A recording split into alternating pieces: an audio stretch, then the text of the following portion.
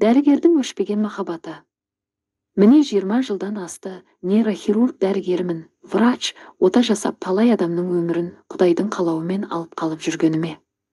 Иә, врач бола тұра Құдай деп айтқаныма таң қалмаңыз, ес білгеннен ата-анамнан алған имандылыққа деген тәрбием бар, бізді жаратқан жаратушы бар екенін, бірді күштің иесі екенін.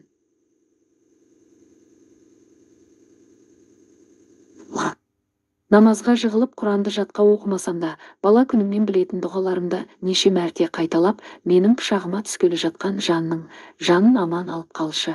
Бәр жақсы өтсінші, өтіңмен қамқор болшы деп кіретімін операционныйға, биссимила деп шын жүрегіммен айтып скальпельдарымды қолыма алатымын.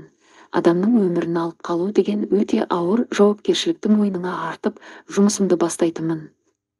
Анам айтқандай, балам, сені жаратушың бекер жаратпаған, осындай қасиетті де бекер бермеді. Сенің қолыңнан шығып, өмірге қайта оралу керек жан болса, ол дертінен айығып жазыла.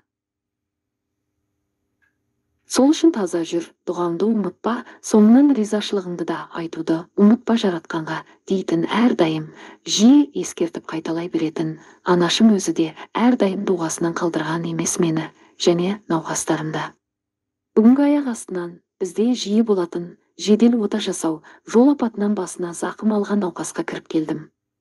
Жанына жақындап келіп қарап, қаншалықты ауыр, қандай диагноз екенін анықтап, ота жасайтын бөлмеге, операционныйға жылдамдатып әкелулерін айтып, жедел жәрдемде анықталған анализдері не көзімді бір жүгіртіп, өзімде не істеу керек екенін нақты түсініп жүгіре жөнелдім. Жол жөнекей не керек екенін айтып, бөлмеге кірдім, жуынып шайынып, қолымды залалсыздандырып дұғамды оқып алып кірдім. Әр секунд санаулы, өмір мен өлімге алысу сәт, біз үлгеруіміз керек.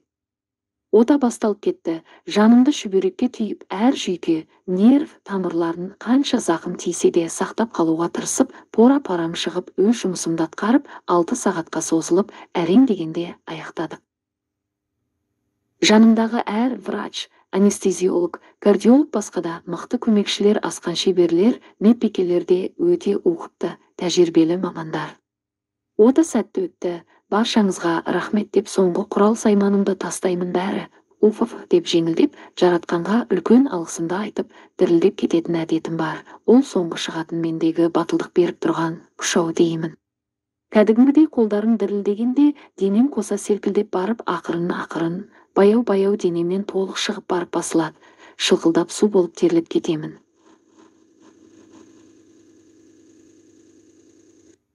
Мен жалғыз емес, басқа врачтар да бар. Біз бір-бірімізді түсінеміз, бір-бірімізге қарап күліп те қоямыз. Кейбіреулері бірден шылым шегіп құшырлана тартып кетеді.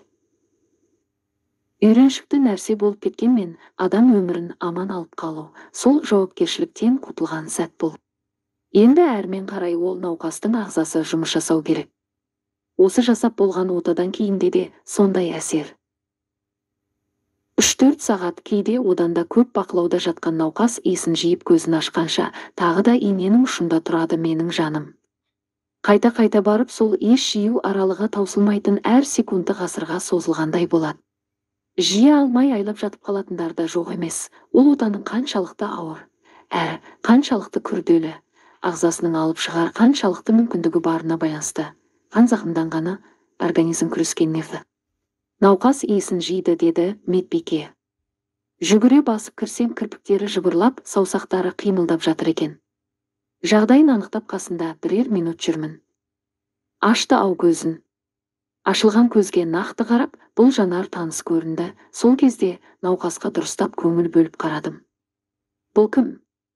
Неге маған таныс сияқты деген ой келді. Бет аузы ісіп, түрін тани алмадым.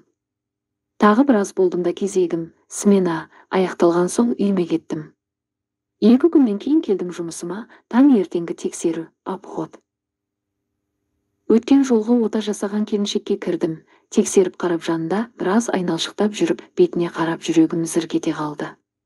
Дұрыстап қайта қараймын, өз көзіме өзім сенбеймін. Бетіндегі ісігі басылып, түрі тануға келіп қалыпты. Ұқсастық шығар деп қайта бір қарадым да шығып кеттім. Басына алған зақымнан бірден санасын, память жинай алмайтын науқастар болады. Біраз күн бұл келіншекте есін жинамады, кейде тіпті амнезияға, ұмытып қалу, кетіп қалатындары бар. Арада бір апта уақыт өтті. Әр кіріп қараған сайын сондай күйге түсем, бір-екі ұйықтатам. Кабинетіме келіп науқастың аты жөніне дұрыстап мән беріп оқыдым. Дәл сол, тек ауысқан. Дәл өзі екен, қайта жан сақтау, реанимация бөліміне бардым, дем алып жатқан о. Сен екенсің ғой Маржан деп жақынырақ келдім. Аман қалғаныңа шүкір. Өмір ай, дәл менің алдыма келгенін қарашы. Иә, жаратқан, бұл сынақ болар. Аман алып қалғаныңа тәубе, шүкір дедім. Маржан, иә менің Маржаным едің сен деп ұйықтап жатқан Маржанға қарап ойға кеттім.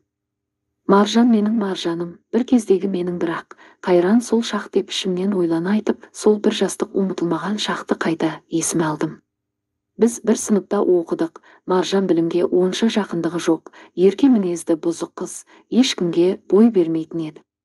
Беделді отбасының бір тал қызы, ағасы бар, әкесі колхоз сельсоветі, қазіргі ауыл әкімі. Дүркіреп ауылда сөзі жүретін абыройы бар кісі, анасы мектеп директоры болды. Саған өтінішім бар, менің қызыма көмектесіп жіберсең, мен де саған көмектесем. Болашақ барар оқу орныңа жолдама колхоз атынан сұраныс берсек, сен оқуға емтихансыз түсесің. Сол заманда сондай заң бар еді. Колхоздан сұраныспен адам жіберіп, керек мамандықты оқытып, сол студентке колхоз стипендия төлейтін. Тек қызыма көмектес, оның білімі таяз, ертең оқуға түссе қиналады. Ол маған көнбейді деді Маржанның анасы кабинетіне шақырып алып. Мен мектепті алтын медальға бітіргелі тұрған озат оқушымын.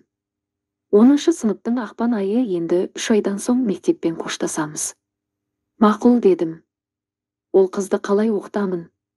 Оның мінезі де бар, мен сияқты ботаникті менсінбейді. Тілімді қалай алсам екен деп сан сұрақ қойып, жауап таппаймын.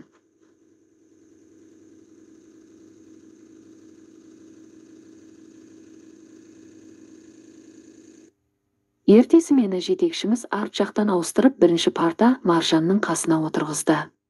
Сұрайған бойыммен 1,96 қысылсам да, менен адам сияқты көмек сұрат деп, жауапкершілікті мойныма алып отырдым.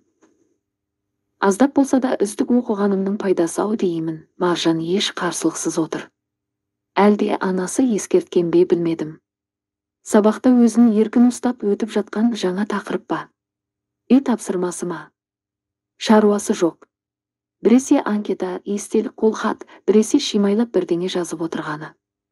Жан-жағына қарап басқа қыздармен ымдасып күліп сабаққа түк көңіл бөлмейді екен. Қыз балаға ерсі көрінетін қылық ашуыма тиді. Қыз баласың ғой, байсалды болмайсың ба дедім ашуым келіп. Кетшей деді иығымнан салып кеп жіберіп. Шын айтам, қыз бала байсалды болса, содан асқан ару жоқ дедім. Оны қайдан таптым өзім ұқпаймын, әйтеуір айттым. Ол тынышталып жан-жағына қарап ойланғандай болды. Бірдеңе деп сыныпты басына көтеретін шығар, болмаса күлкі қылар деп күтіп отырсам, Маржан сабырға келді.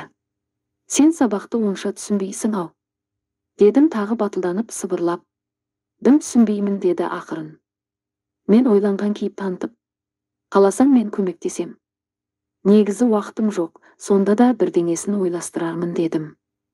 Қалай сонда, мына жоғары білімді ұстаздар ұқтыра алмағанды сен ұқтырасың ба деп сыбырлап айтып ақырын күлді.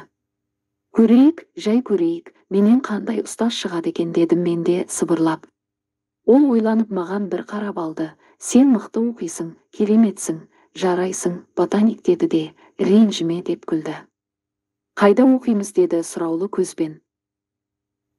Мен біраз ойланып отырып, есіме пионерлер бөлмесі түсті. Ол заманда сондай бір шағын кабинет болатын. Оған тек ұжым мүшесі кіреді. Біз комсомол болсақ та олардың үстінен қарайтын беделіміз бар. Ол кабинеттің кілті де бар. Үздік оқығанның тағы бір пайдасы осы кілт. Түстен кейін осы пионер бөлмесіне алгебраңды көтеріп кел дедім. Ой, басқа сабақ оқиықшы деді аузы бур тиіп еркелегендей. Ең күрделісінен бастайық дедім салмақты дауыспен. Жарайды деді кішкене балаға ұқсап. Сол күннен бастап Маржан екеуміздің қосымша сабағымыз басталып кетті. Ол қызға түсіндіру үшін өзім де көп ізденіп, ұмытып бара жатқан білімімді шыңдай бастадым. Химия, физика, геометрия деген оған өте қиын пәндер. Өзім сабақта отырып мұқият тыңдап, ұстаздарға сұрақ жаудырып, естерін шығаратын болдым. Ұстаздар, әрине, құлшына жауап беріп, аз уақытта болашаққа білімімді жалғастырғым келетініне сенімді болғандықтан барынша түсіндіреді. Түстен кейін мен Маржанға түсіндірем. Байқап қарасам, Маржанның қызығушылығы артқан сияқты. Берген тапсырманы орындап келетін болды. Уақыт тез өтіп кетті. Наурыздың аяғы да болыпты. 3-ші тоқсанда аяқталды. Көктемгі демалыс 10 күнге босадық. Енді қайда оқимыз дейді Маржан ойлы көзбен. Сен демалыста демалмай оқығың келе ме дедім. Әрине, сен мықты ұстаз екенсің. Сенімен сабақ оқыған маған қызық дейді, еркелегендей бураңдап күліп. Кітапханаға кел, сол жерде оқимыз деп келістік. Кітапхана мен жақсы көретін жер, апай да мені жақсы көреді, сағаттап кітап оқып отыратыным бар еді. Осы 10 жыл ішінде қысы жазы жоқ дегенде 5 жыл шықпайтынмын. Кітапхананың іші басқа әлем. Маржан келгенде мен әр түрлі кітаптарды жинап алып, мынау осындай, ал мынау мынандай деп айтып жүрмін.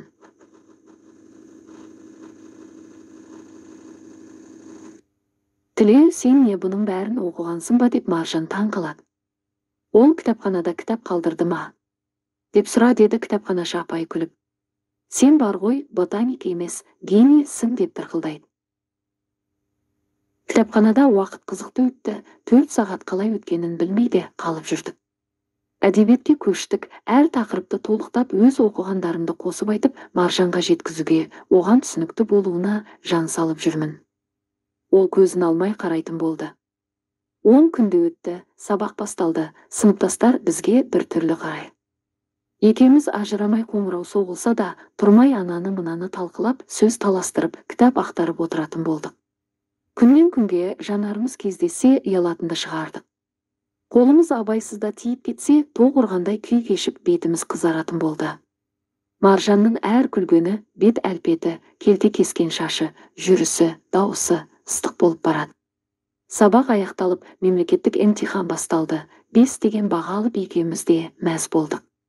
Тіле, сен жарадың, менің қызыма әйтеуір миына бірдеңе құйдың ау деді Маржанның анасы. Жоқ апай, Маржан өзі де өте ақылды дедім шын көңілімен.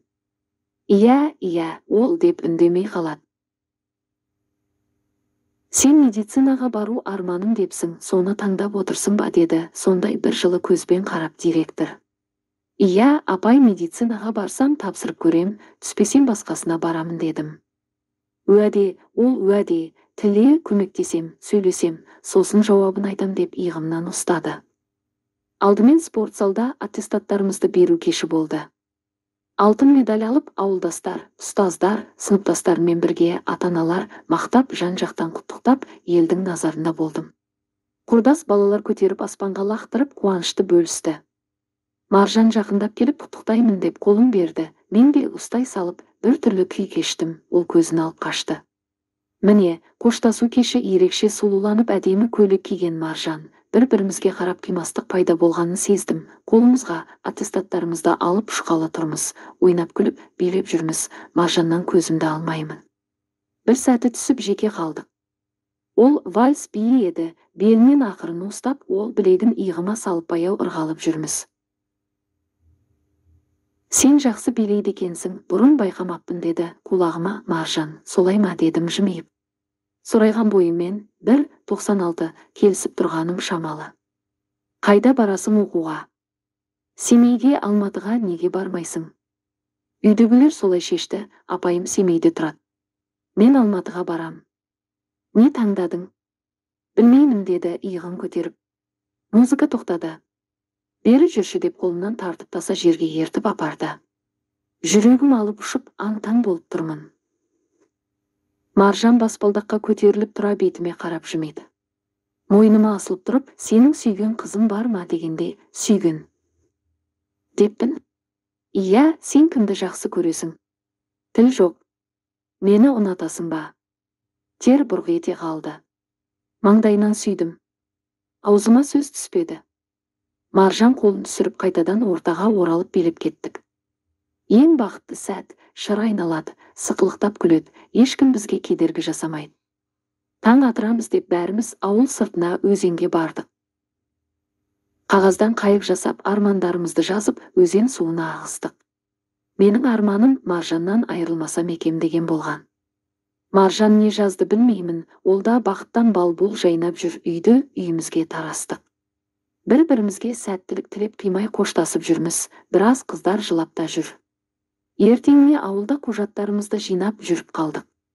Мәдениет үйінің алдынан өтіп бара жатып, жарнамалық тақтайшаға бадырайтып, «Душа моя» деген үнді фильмін болатынын жазып қойыпты. Емін-еркін кешке 19:00 дегенге бара алам, енді Маржанды қалай шақырсам болады?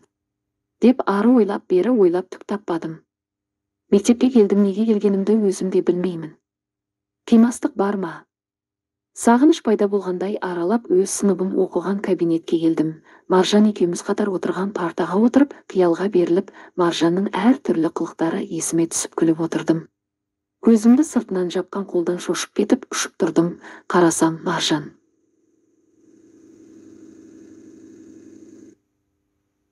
Қалай құшақтап алғанымды білмеймін. Бір күннің ішінде соншалық сағынып кетіппін, шашын иіскеп құмарым қанғандай болды.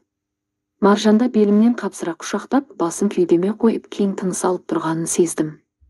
Сорайған бойым 1,96, өте арықпын, ұзын қолдарым барынша айқасып бауырыма басып тұрмын.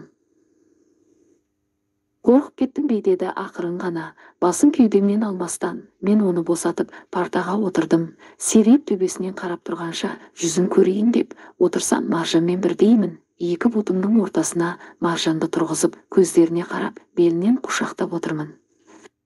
Аздап дедім күліп, көргеніме бақыттымын. Мектепті қимай жүрсің бе? Жоқ, сені іздеп деп қолдарını ұстадым.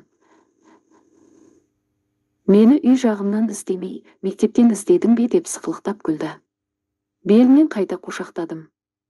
Осында келетініңді сездім дедім батылданып. Ол иығыма білегін салып, солай ма? Сондай сезгіш пе едің деп тербеліп тұр. Кино келіпті, индийский. Сол кезде солай айтатынбыз дедім. Қандай? Душа моя деген дедім. Қандай? Қандай деп естімей қалғандай көздеріме қарады. Душа моя ау деймін, қате оқымаған сияқтымын. Душа моя деп ойланып отырмын. Душа моя ма екен деп күліп білегін иығымнан алып, құшақтап тұрған қолымның сыртынан ұстап босат дегендей ақырын итерді. Мен қыса құшақтап орнымнан тұрып, көтеріп алып, айналдырып жібермей басымен жоғары етіп көтеріп тұрып. Барайықшы киноға. Сені шақырам дедім. Иығымнан екі қолымен тіреліп алған Маржан, қып-қызыл болып басын изеді. Ақырын жерге түсірдім, ол ұялып кабинеттен сыртқа қаша жөнелді. Мен өзімнің батылдығыма таң қалып, қуаныштан жарылардай болып үйіме келдім. Кешке дейін біраз шаруаларды бітіріп, жуынып, тәуір деген киімімді дайындап қойып, сағатқа қайта қарап жүрмін. Клуб жаққа келдім. Уақыт тоқтап қалғандай, енді кешкі 6 болды, әлі 1 сағат бар. Үлкені бар, жасы бар ауыл адамдары әдемі киініп, жүздері жайнап келіп, клубқа кіріп жатыр.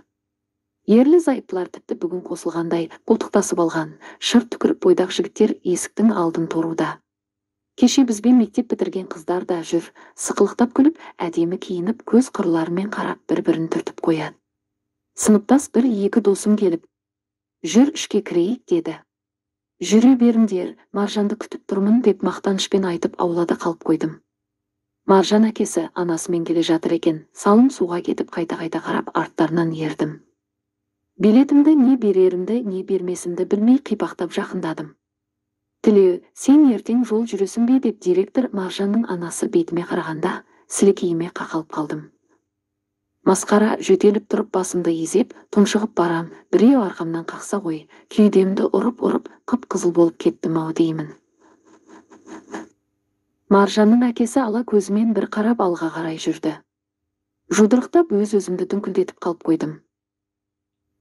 Билет те қолымда қалды. Жөтелімді әрең басып, жүгіріп кірсем елдер жайғасып, әр қайсысы өз орнын іздеп жүр. Мен Маржанды іздеп жан-жағыма қараймын, көрінбейді. Сыныптас Алманы көріп қалып, Маржан қайда отыр дедім сыбырлап. Ол сыртта тұрған дегенде ұшып кете жаздадым.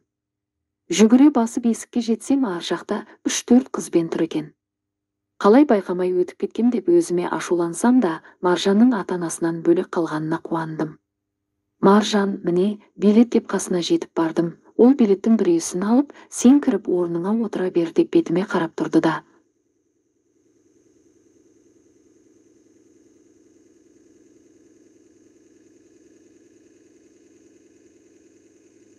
Аны тығыл решесігін. Иә, мақұл деп ішке кірдім. Орнымды тауып, басылып, шалқайып, барынша тығылып отырмын. Бір-екі орын ары отырайын болса емес, сорайған. Жүреммен отыруыма тұра келді. Басымды еңкейтіп алып отырмын. Жан-жақтан қараған өзіммен қатар балаларға жұдырығымды көрсетем. Бедел бар, олар жым болып отыр. Қыздар кіріп келеді. Маржан мені көріп күліп жіберіп, орнына отырып, денесін тік ұстап алдыға қарады. Қасындағы қыздар да маған бір қарап жыртыңдап жайғасты. Жарықты сөндіргенде ғана дұрыстап отырып, Маржанға қисайып құлағына. Мені мазақ қылдың дедім ренжіген дауыспен. Тілеу ренжімеші әкем көрсе, үйге жетектеп кетеді деді нәзік әрі аянышты дауыспен. Қолымды иығынан асырып құшақтап өзіме тарттым, басын иіскеп киноға қарап отырмыз. Маржан беріліп көріп отыр. Мен Маржанның шашын иіскеп иығын сипалап, екінші қолыммен қолын ұстап, сүйгім келсе де, өз-өзімді тежеп отырмын. Бірінші бөлімі бітті-ау деймін, жарық жанда. Ойбай жат деді, Маржан басымнан итеріп, сырғып орындықтан төмен түсіп, басым Маржанның алдында. Қандай қорлық болса да қыздың тізесіне басымды қойып, жүзіне қарап мәзбін. Жарық қайта сөнді. Сол уақытта солай, үлкендер балаларын тексереді екен ғой. Алдыңғы жақта отырған ата-аналар арт жақтағы жастарға бір қарап қояды екен. Екінші бөлім басталды. Мен осылай отыра берейінші дедім басымды тізесінен көтермей. Қойшы, тұршы деп Маржан жалынғандай болды. Көтеріліп отырдым, қолын жібермеймін. Өзім еткен сүйкімді еді. Келте шашы, қиылған қасы, қырын орыны, ұзын қалың кірпіктері, қара көзі, томпақ бетті, жіңішке ерні. Сүйкімді иегі. Көздерінен домалап жастар ағады. Танауын тартып қойып, бет орамалмен сүртеді. Олай қарамашы деп бетімді алақанымен бұрады. Не кино? Не болып жатыр, қарап отырған мен жоқ. Әйтеуір, душа моя дегенді жиі айтқанын естіп қалам. Кино аяқталды, жарық жанды. Мен үйреніп қалған жүрумен отырмын, қыздар кетіп барады. Қасымнан қағып соғып бір-екі бала өткен соң, ақырын еңкейе көтеріліп көпке қосылдым. Ай, Маржан, осыдан үйіме кіріп кетсең, мына қорлығымды кешірмеймін деп арттарынан тығыла еріп келем. Жалғасы бар. Бәрі бірге қақпадан кіріп жоқ болды. Қап мынаны ай деп терекке сүйеніп ойға батып тұрмын.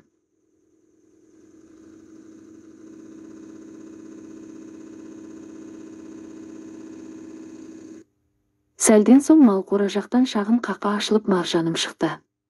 Бәсе. Шықпауы мүмкін емес деп қасына жетіп бардым. Қапсыра құшақтап көтеріп алдым. Ренжіп қалмадың ба деді нәзік даусымен. Сен шықпасаң ренжір едім деп жерге қоймай тұрмын. Бір минутқа шықтым, әкем ояу. Рахмет деп иығымда тұрған қолынан сүйдім. Маржан көзіме ойланып мейірлене қарап, мен сені сүйем дегенде шалқамнан құлап қала жаздадым. Осы сөзі үшін бағанағы қорлықты мың мәрте қайталар едім. Тынысым тарылып, жүрегім тулап кетті. Жерге қойып екі алақаныммен бетінен ұстап, мен де сені сүйемін деп жылдам айттым. Маңдайынан иіскеп, бауырыма бастым, ет жүрегім елжіреп, балқып кеттім. Кірейін, таң ертең жолға шығамыз деді мұңлы дауыспен. Мен де таң ертең шығам, автобуста кездесеміз. Жоқ, біз әкемнің көлігімен шығамыз. Сонда осы соңғы кездесіме дедім ішім өртеніп. Солай сияқты онда кірмеші, таңды бірге атырайық. Жоқ, Тіле, жоқ, әкем қазір істейді деп қақпаға қарай беттеді. Ішім алай дүлей, қимаймын, қолын жібергім келмей бірге ілесіп қалай сонда. Сен Алматыға кетесің, мен Семейге, деймін жылағым келіп, неге екенін білмеймін. Маржан бетіме қарап, оқуға түсесің оған сенем, мен түспей қалуым мүмкін. Сен демалсында кел, сол кезде мекен жайымызбен ауысып хат жазып тұрамыз деп бетімнен сипат. Не айтарымды білмей сілейіп тұрмын, бетімнен сүйіп қақпадан кіріп кетті. Ұйқысыз таңда атырып, жолға шықтым, бірнеше күннен кейін Семейге жетіп, оқуға тапсырдым. Абырой болғанда бәрінің сенімін ақтап, мединститутқа түстім. Енді демалысымда асыға күтудемін, ауылға әке-шешеме, іні, қарындастарыма хат жазамын. Маржан туралы сұрай алмаймын. Бар жұбанышым тек есіме алып жатып ұйықтап кетем. Күндіз сабаққа беріліп оқимын. Семейдің қатты ызғарлы суық күндері де басталып кетті. Демалыс, каникул басталысымен тездетіп ауылға барып, киім-кешектен бұрын Маржаннан хабар алуым керек. Емтихандарымды автоматпен жауып, қысқы демалысқа ертерек шығып, ауылға тарттым. Ауылға келгенде Маржанда Алматыға нархозға түскенін естідім. Аз күнде келу керек, күн санап жүрмін. Маржан жоқ, міне демалыста бітетін күн таяп қалды. Сыныптас қыздардан мекен-жайын сұрасам ешқайсысы білмейді. Амал жоқ, директор ханым Маржанның анасынан сұрауым керек. Сәлеметсіз бе деп амандастым жолдан көріп. Аға Тілеу, қалың қалай? Жақсы апай. Тілеу, сен жолдамасыз ақ түсіпсің, құттықтаймын. Енді мықты дәрігер бол деп тез-тез айтып кетпекші болды. Апай, маған Маржанның мекен-жайын бересіз бе деп сұрадым, еш сескенбестен. Директор беті бозарып, көз аларып білегімнен шап берді. Сен бала не, өзіңді бізге теңмін деп жүрсің бе? Әлде 1-2 ай Маржанға көмектескен екенсің, оны міндетсініп жүрсің бе дегенді ышқына айтты. Жоқ, апай, жоқ дедім есім шығып. Мен білем сендердің әмпей-жәмпейлеріңді деді тістене. Қасыма жақынырақ келіп, тең-теңімен, тезек қабымен дегенді біл, сен жалаң аяқ бейшара, ана артыңнан шұбырған бауырларыңмен, сорлы әке-шешеңді жетістіріп ал деді, көз алайып. Мектепті алтынға бітірдің, жарайсың оған мына мен күш салдым деп кеудесін төмпештеп ұрып жіберді. Жетер дедім, қаным қайнап, әке-шешем сорлы емес, ал алтын медальға келсек ол менің өз білімім дедім ышқына. Директор ханым қарқылдап күліп жіберді. Жетсе жетер, Маржан жоқ саған, оның жігіті бар, көктемде үйленеді деп күліп кетіп барады. Оны сіз шешпейсіз, дедім ашумен. Маржан жоқ саған, армандама, жалаң аяқ деп көзіме тесірейе қарады. Ол байға тиеді көктемде, байға, бай жерге Алматыда тұрады деп қарқылдап күліп жылдан басып кетіп қалды. Үйленеді деп өтірік, әдейі айтты деп ішімнен күйіп, бірнеше күннен кейін Семейге кеттім. Бүкіл сыныптас ауылдастардан Маржанның мекен-жайын сұрап хат жаза бердім, ешқайсысы білмейді. Ақыры наурыз айында бір хат келді, ішінде фото суреті бар, жанталасып ашсам, фото сурет шақыру билет екен. Маржанның үйлен тойына шақырған шақыру билеті. Қолдарым дірілдеп қайта-қайта суретіне қарап, есімін оқып, өз көзіме өзім сенбеймін. Хатты салған сыныптас дос балам болады екен. Сол жігіт туысы болып келетін, соны шақырған билетті әдейі маған салып, көзімді ашқан екен. Умыт, өміріңде талай қыз жолығады, бұл алғашқы махаббат, шын ғашықтар қосылмайды деп жазыпты. Менің өмірім күрт өзгерді, өз-өзімді танымайтын күйге түстім. Түсіме Маржан кірсе ашуланамын, санамнан шығара алмадым. Маржан сен бақытты болшы деп айта алмадым. Қимадым, өртендім, күйдім, жандым, алданышым. Содан міне Маржанды көргенім 25 жыл өтіпті. Ия, мен үйленуге асықпадым, оқыдым, мамандығымды дамытып Семейді бітіріп, Ленинградта оқыдым, әскери борышымды өтедім.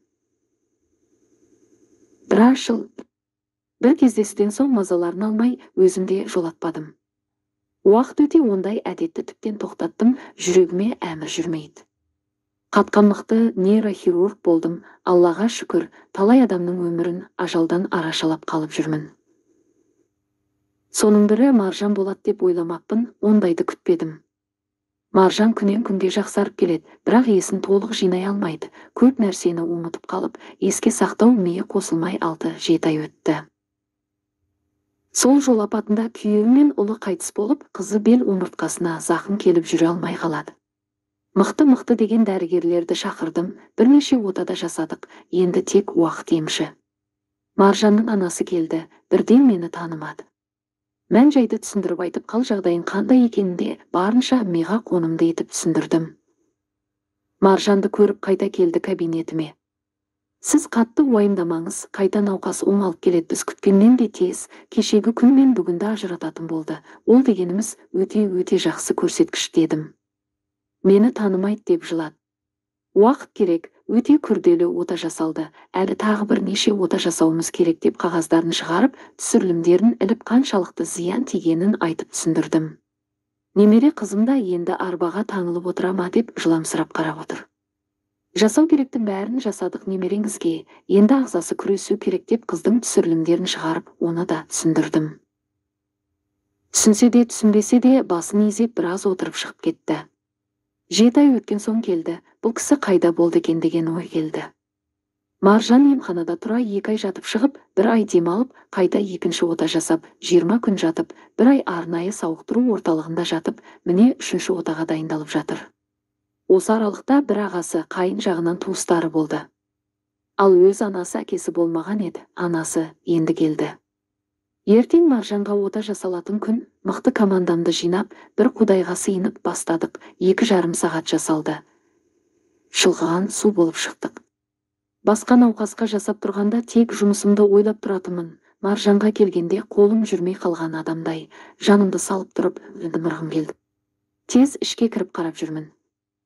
Отырдым, қасына қолынан ұстап, саусақтарын сипалап отырмын. Өксік тығылып, Маржанның осы бейшара кейпін көру ауыр болды. 2 сағаттан соң есін жия бастады. Емші, ағзасы күресі қажет деп өтіп бара жатып маскамды шештім. Тілеу. Сенсің бе деді Маржанның анасы бір кездегі директор ханым. Борылып бетіне қарадым. Анау жерде ілулі тұрған тақтадан көргем сені, Тілеу Тасболатов дегенді оқып, сен екеніңді танып едім деп қасыма келді. Бірақ дәл менің қызыма ота жасайтын сен деп 3 ұйықтасам түсіме кірмепті деп тәкаппарлана қарады. Иә, мен Тілеу Тасболатовпын, мен ота жасасам не болыпты дедім мен де оқтала. Так, это очень плохо, маған главный керек, главврач қайда деп дәлізбен жүгіре кетті. Емхананы басына көтеріп, түрлі сөздер айтып, айқайға басқанын естідім, кабинетіме кіріп кеттім. Медбике кабинетіме ашуланып кіріп, анау Маржанның анасы ауру адам екен, сондай да адамдар бар екен деп өз ашуын баса алмай маған қарап қағаздарды берді. Мен үндемедім. Тілеу Абзалұлы, сіз туралы не болса соны айтып, айқайлап жүр деді көзі бақырайып. Айқайлай берсін, сіз науқасты біліп келіңізші дедім. Қыз тез шығып кетті. Бір тәулік демалып, жұмысқа келдім. Маржан палатаға ауысып ақырын жүріп жүр екен. Қал жағдайын біліп қасына бармадым. Бір аптадан соң емханадан қызы екеуі бірге шықты. Араға айларды салып анда мұнда сыртынан емханада көріп қалғаным болмаса, Маржанмен тілдеспедім. Тілеу, қалың қалай дегенде өз құлағыма сенбедім. Бетіне таң қалып қарадым.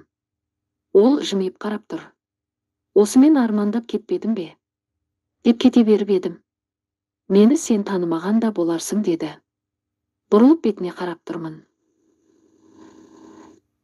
Бұл мен Маржан, сен оқытқан Маржан дегенде тамағына өксік тығылғаны сезілді. Дәліздегі орындықтарға отырғыздым да, таныдым, деп келген күннен таныдым дедім. Үндемей төмен қарады. Жолдасыңның, балаңның қазасы қайырлы болсын дедім иығынан ұстап. Көзінен жас ытқып шықты. Жарар, өзіңді қинама дедім сәл жақындап. Уақыт емші, сендердің тірі қалғандарыңның өзі бір ғажайып дедім. Маржан басын изеді. Қыз қалай дедім, көзіне қарап. Қалпынша еш өзгеріс жоқ деді. Сен есіңді қашан жидың? Соңғы отадан кейін аздан есіме түсе бастады. Қазір толық бәрі есімде деді. Тамаша дедім. Кабинетіме ертіп келіп тексеруден өткізіп қан қысымын, жүрек қағысында қарап, өте жақсы, біз ойлағаннан да тез сауығып келесің дедім. Ауырдым деп жататын жағдай емес, қызым уайым деді көзі жасқа толып. Болмайды, жылай беруге болмайды, басқа онсыз да салмақ түскен болмайды. Деп қолынан ұстадым. Иә, деп көз жасын сүртіп, сен көмектесші деді жалынышты жүзбен. Мен қолымды көтеріп, қолдан келгенін жасадым дегім келген. Иә, сен қолыңнан келгеннің бәрін жасадың, білемін, маған дәрігерлер айтты деп қолымның сыртынан ұстады. Мені де ажалдан арашалап осы хәлге жеткіздің, алғысым шексіз деді жастары бетін жуып. Менің міндетім, білем. Деді бетін сүртіп. Таусыла берме, енді қыздың ағзасы ғана жұмыс жасау керек дедім. Тілеу, сен осы саланың профессорсың, мықты игерген мамансың, сен қызыма көңіл бөлші деді. Мен таң қалып қарап отырмын. Отадан кейінгі емдік шараларға араласшы, қаншалықты дұрыс екенін көрші, қаншалықты бұрыс екенін. Мен бар жағдайды жасаймын. Тек сен уақыт тауып көз қырыңды салып жүрші деп тағы қолымнан ұстады. Өтінем саған ғана, сенем деп қолымды жіберді. Мамам, сеніміңе рахмет, бірақ қызымды қарып жатқан өте мықты тәжірибелері мол дәрігерлер дедім.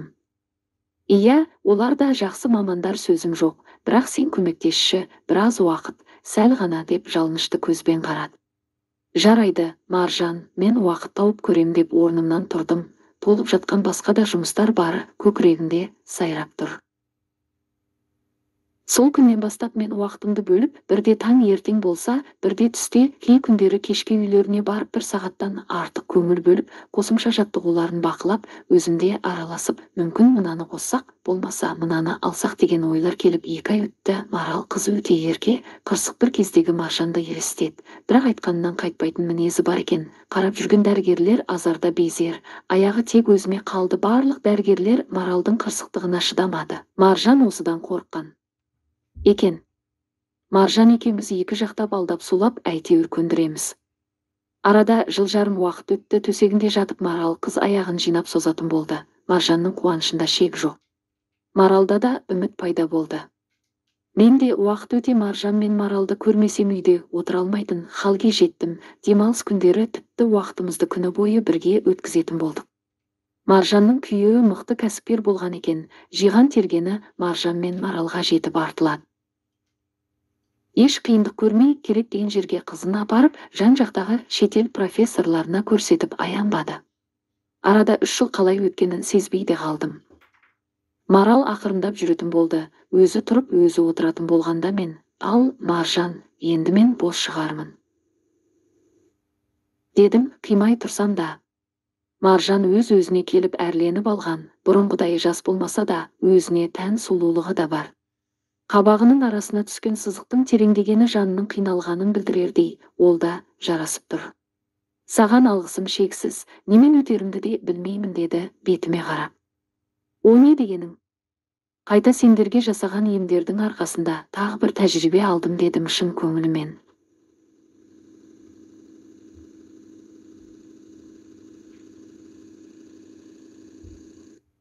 Көлікте отырғанбыз. Маған еңкейіп саусағымен қасымды көзімді сипалады. Саусағын шашымның арасына жүгірткенде, қалай еріне жабысқанымды білмедім. Сағыныш неше уақыттағы арман. Бір сәтте міне жеткендей болдым. Өзіме ие бола алмай аймалап кетіп едім. Маржанның ақырын itергенін сездім. Көздеріне қарадым. Екі алақаныммен басын ұстап, мың аралас. Бірақ ар жағында онда да бір үміт барын көргендей болдым. Қайта жабыстың еріне. Осыншалық тәтті болар ма еді? Ол ернін тартып алып, орындыққа шалқайып отырды. Қолын сүйгіштеп бөліп барам. Іші бауырым жанып, өртеніп, тамырларын қозып, жүрек ауызға тығылды. Кешір деді Маржан салқын нәзік дауыспен. Менде сөз жоқ. Ештеңе естігім келмей, тек соны қалап отырмын. Машинаны оталдырдым. Тұра квартирама тартпақпын.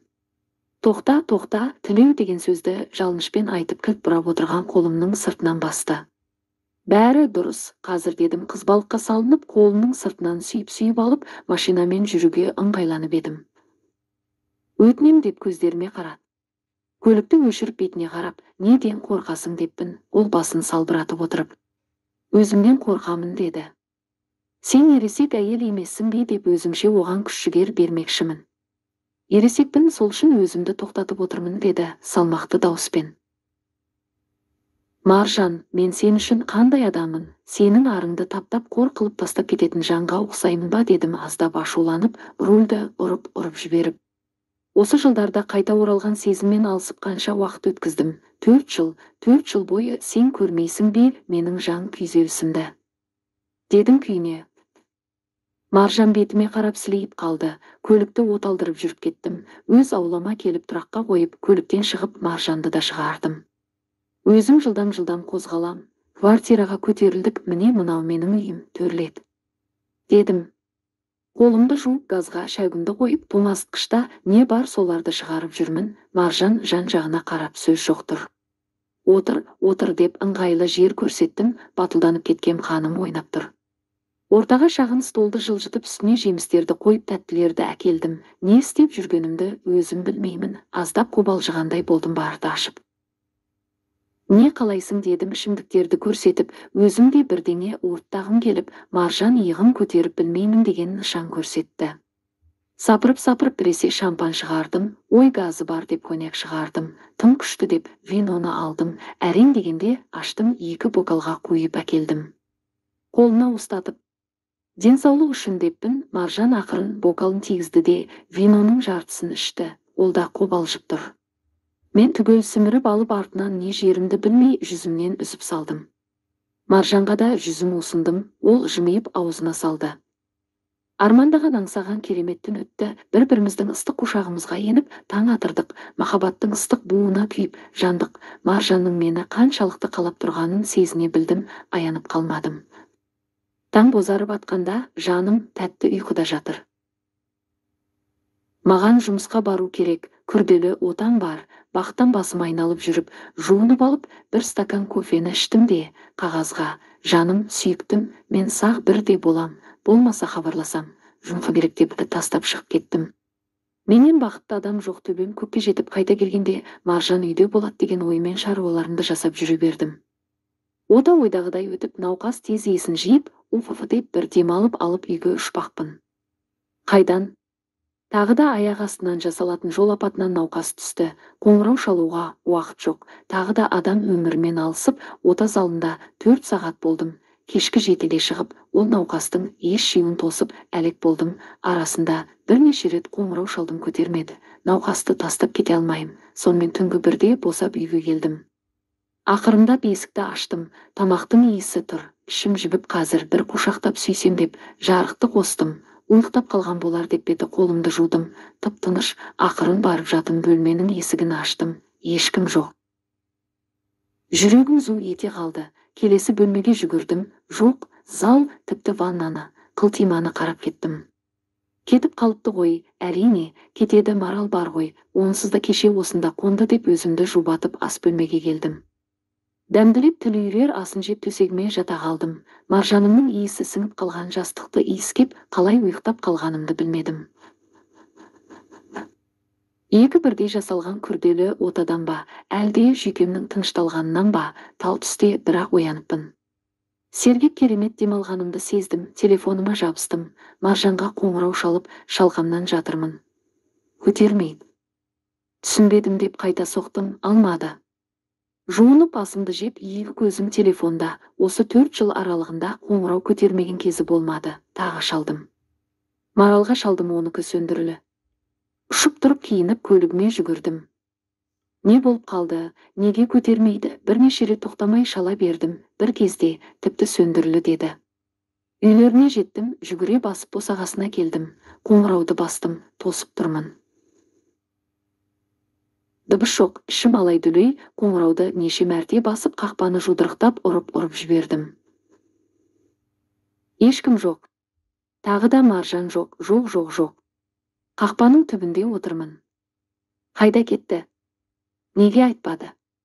Не болды? Түнде ғана сені сүйемін деп айтты ғой, өмір бойы сені аңсадым деді. Ой, құлағыма не болды? Не? Кеш батқанша көлігімде отырып есігіне телмірдім. Номерін қайта терем сөндірілі. Осынша жасқа келіп ала суырып жылағым келді. Ішім күйді, бір өкініш ар жағымнан тырналап барады. Түннің бір уағы болды, жан адам жоқ. Кеттім үйіме, ашу ыза пайда болғандай қорқыныш қоса бар. Тағы сені махаббатқа тұншықтырып тастап кетті. Иә, тастап кетті. Сен оны түлеу түнде мәжбүрлеп әкелдің деймін өзіме ыза болып. Бірақ одан қаласан ғана қосылайық дегенде, өзі ғой түймелерімді ағытқан деп басымды ұстаймын. Әр секунд, минут көз алдыма келіп, дөңбекшимін келіп, иісі келді жастықтан қушырлана иіскеймін. Тығылып жылап жібердім. Тілеу, мүмкін оларға бір жағдай болған шығар деп өзімді тыныштандырып ұйықтадым. Ертеңіне тағы қоңырау шалдым, сөндірілі, жұмысыма келдім. Алдына адам өз өмірін аманат етіп жатыр. Есіңді жи деп жұмысымды жасадым. Жеңіл желпі дегенмен маңызды оталар. Телефон сөндірілі деген сөзді естісем жүйкем тозғандай болды. Күн өтті, 2 күн, ай, 2 ай, 4 ай, 6 ай. Хабар да өздері де жоқ. Қайта барып қашаларына телмірден жалықтым. Балам, сен соңғы кезде өзгеріп жүрсің дейді анашым. Бәрі дұрыс анашым деймін. Жоқ, балам, ана Маржан тағы жаныңды жаралады мен білсем деді, иығымнан сипалап.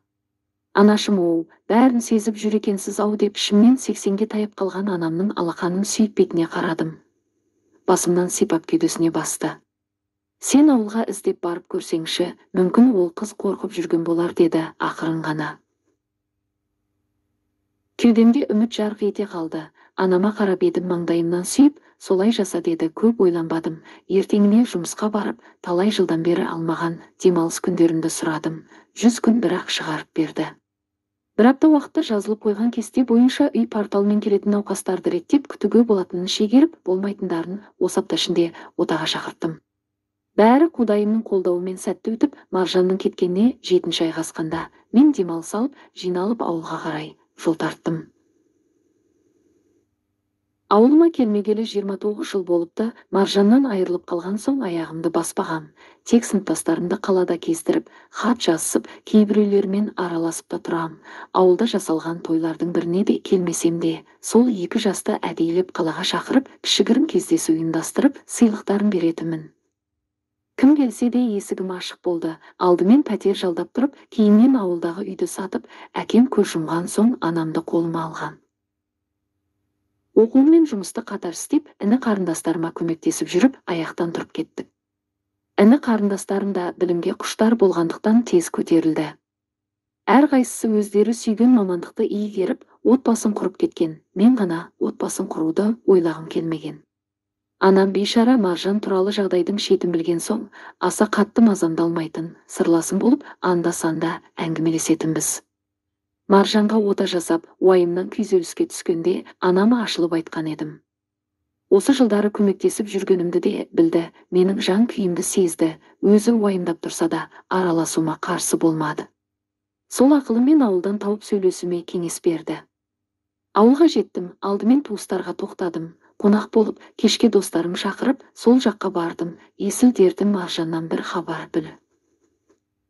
Бақыт сыныптасым кезінде маған Маржанның шақыру билетін салған жігіт. Тілеу, неге отбасын құрмадың деді сұраулы көзімен жеке отырғанымызда. Уақыт зымырап өте шықты бөке, жұмыс, оқу, білім деп жүріп дедім өз сөзіме өзімнің ашуым келіп. Әй, қайдан, сен сол Маржан деп соққан жүрегімді ешкімге ашпадың ғой деп арқамнан қақты. Мүмкін дедім, бәр біліп отырған адамға ақталғым келмей. Ол ауылда дегенде осыны күтіп отырғам, жалт қарадым. Болат ойлы көзбен қарап, сен оны аяқтан тұрғызыпсың, естідім, қызына да жақсы көмектесіпсің деді иығымнан қағып-қағып.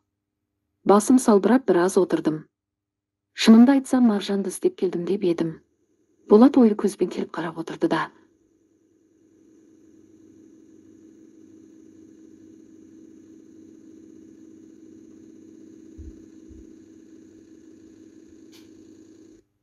Жетіп барып сөйлесе берем бе? Ата-анасы қуып шығар деп басымды салбыраттым. Сені қуып шығатындай 17 жастасың ба? Бауырым ол, міне 50-ді алқымдап қалдық. Бұл бір деп бетін уқалап. Маржанның әкесінің қайтыс болғанына 10 жылдан асты. Анасы көп қайғырмайық біреуді тауып, байға тиді ме, жай еріп жүрме, әйтеуір жоқ, шетелдейді.